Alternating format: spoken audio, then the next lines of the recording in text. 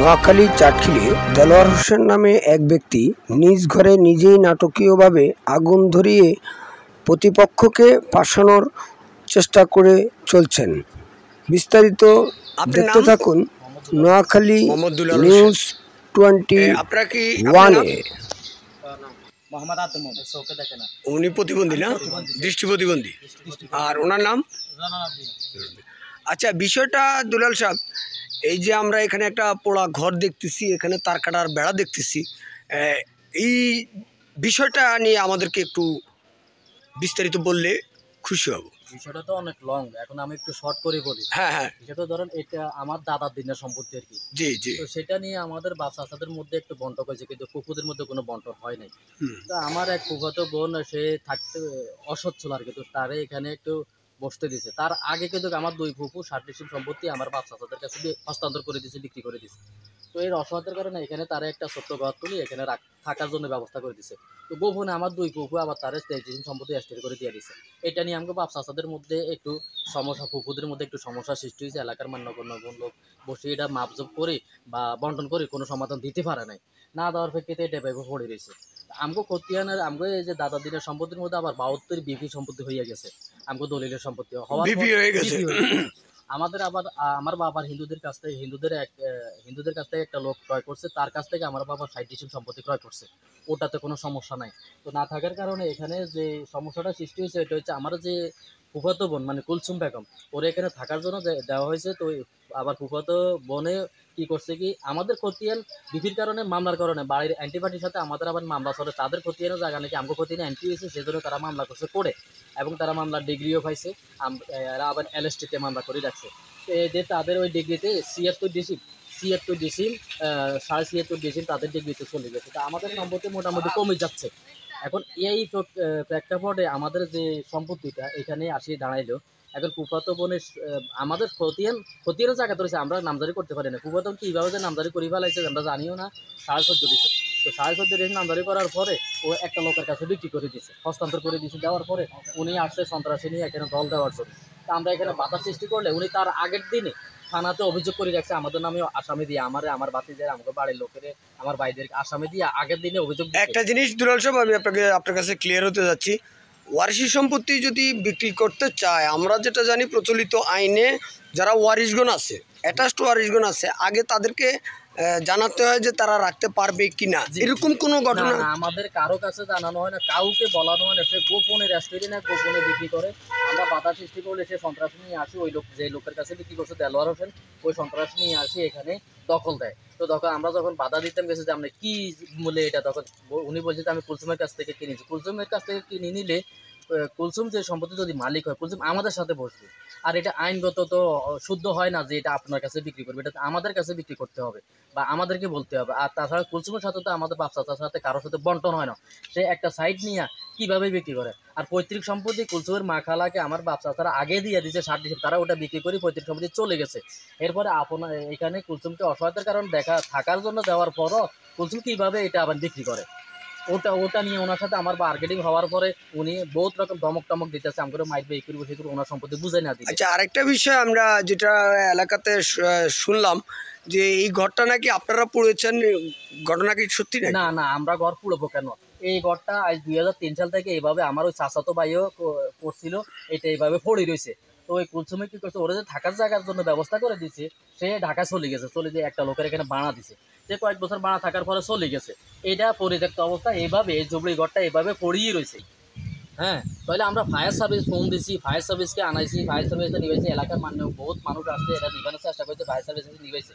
আমার ভাই আবার ওই যে দেলোয়ার কাছে বিক্রি করছে, ওনারে ফোন দিছে যে ভাই এই ঘরটা আগুন লাগছে, আমরা তো চেষ্টা করতেছি নিবেতে, ভাই ফায়ার সার্ভিস আর নিবেইতেছি। উনি বলে যে আমি থানাতে আছি, রাইতে 2টা বাজে, উনি বলে আমি থানাতে আছি, আমি পুলিশ নিয়ে আইতেছি। মানে ওনার ঘরে আগুন, উনি থানায়। তো উনি আগেই থানায় গিয়ে আগেই তিনি জানে যে তার ঘরে আগুন। হ্যাঁ, নতুবা উনি থানায় কেন? ওনার বাড়ি কুলুসুরি, উনি কুলুসুরি নিয়ে থাকবো, উনি কুলুসুরি থাকবো। উনি বলবো যে আমি ভাই দেখেন আপনারা চেষ্টা করেন, আমি আসতেছি। উনি এটা না বলে আমি থানাতে আসি, আমি পুলিশ নিয়ে থাকি।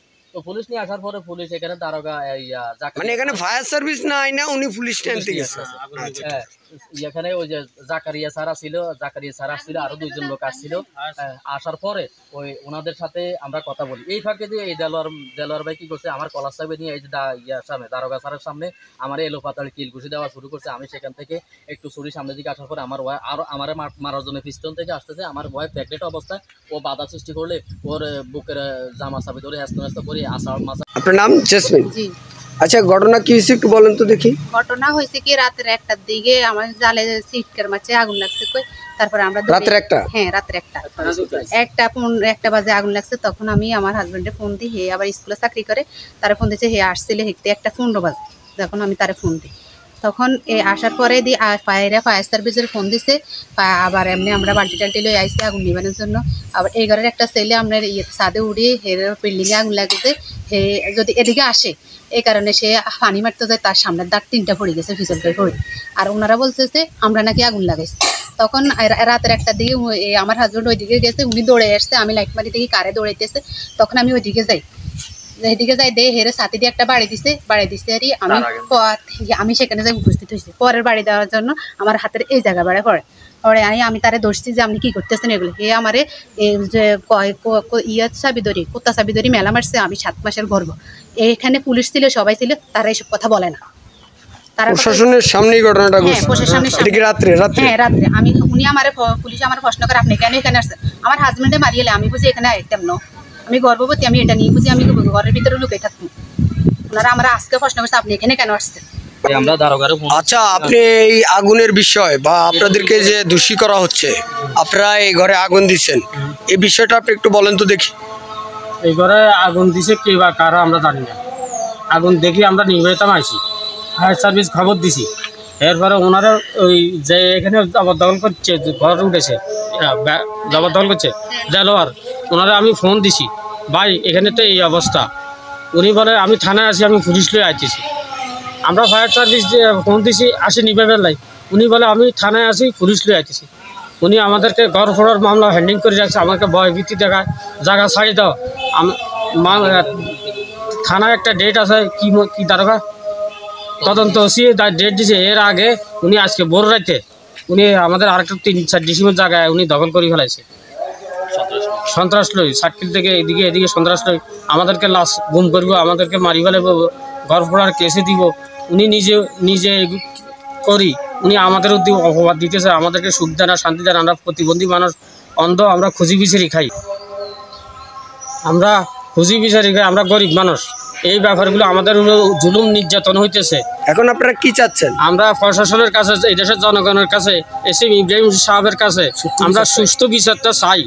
আমাদেরকে মারি ফেলে দিয়েছে, আমাদের জমা করে দিয়েছে, হুমকি দিতেছে, আমাদের ঘরের ভিতরে আগে আমাদেরকে আগুন ধরা দিব। আমরা এই দেশ ছাড়ি চলে যেতাম। আমরা গরিব মানুষ, আমরা খুঁজি বিচার প্রতিবন্ধী, আমরা বিচার পাবো না এই দেশে। হ্যাঁ ভাই, আমরা তো দেখছি আপনি একজন দৃষ্টি প্রতিবন্ধী। তো এখানে বিষয়টা, এই যে বিষয়গুলোর সম্পর্কে আপনি কি জানেন? এই যে ঘর পোড়া বা এই যে জায়গা দখল, এই সম্পর্কে আপনি কি জানেন একটু বললে ভালো হতো। ঘর পোড়া গেছে রাইতের 1টার দিকে। তো আমরা কে সিকিউর দিছে, আমরা ব্যাগ বাড়াই গেছি আগুন নিবেনের লাই। আমরা বাল্টিটা তুলে আইসি আগুন নিবেনের লাই, ফায়ার সার্ভিস খবর দিছি।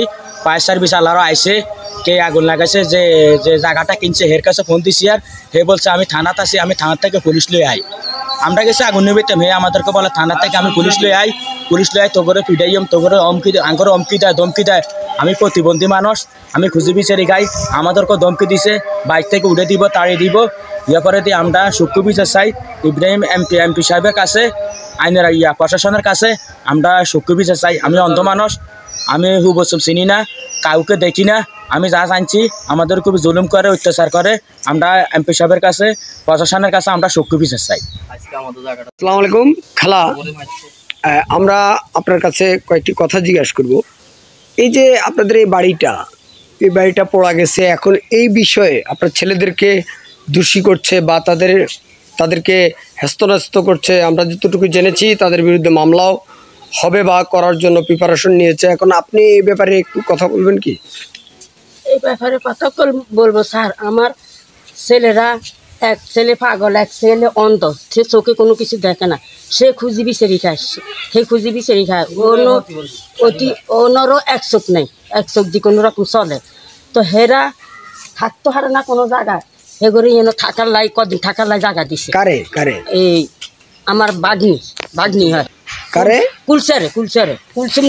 কুলসুমের মা, কুলসুমের বাপে আই বলছে যে আমাগো এগুনের বাপ আছে লোকতে যে ভাই আমার এই মেয়ে গে কয়েকখান মাস আনবিন্ন থাকবো, কয়েকখান মাস গেলাই জায়গা দেন। তো কয়েকখান মাসের লাই আমার ঘরও জায়গা দিছে।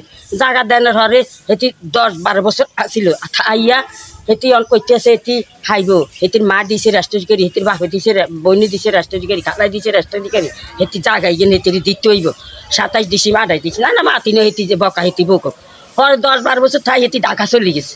এই ঘর এইভাবে হরিয়ে দিচ্ছে, এই জায়গা এইভাবে হরিয়ে দিচ্ছে, ভাড়া দিয়ে গেছে। ওই ভাড়া কত বছর হয়ে যায়। আচ্ছা, এখন আপনি বলেন যে এখন যে আপনার ছেলেদেরকে দোষী করা হইতেছে, আপনি কি ঘর পড়ার সম্পর্কে আপনি কি জানেন? ঘর পড়ার সম্পর্কে আমার পুত্ররাও জানে না, আমিও জানি না। ফোন দিছে যে আপনি যে কোনায় ঘরে যে আগুন লাগবে, আমি 7 থানার মানতেন। আর পুত্ররা 5 ফিট করে আনছে, ফোন করি আগুন নিবে। তো হাতে থানা তার হুতোগুলাই হুলিসানে, হাতে থানা তার হুতোগুলাই হুলিসানে, তার হুতোগুলো দমকি দেয়, এই জায়গা খাটাইব। এখন চাচি আপনি কি চান?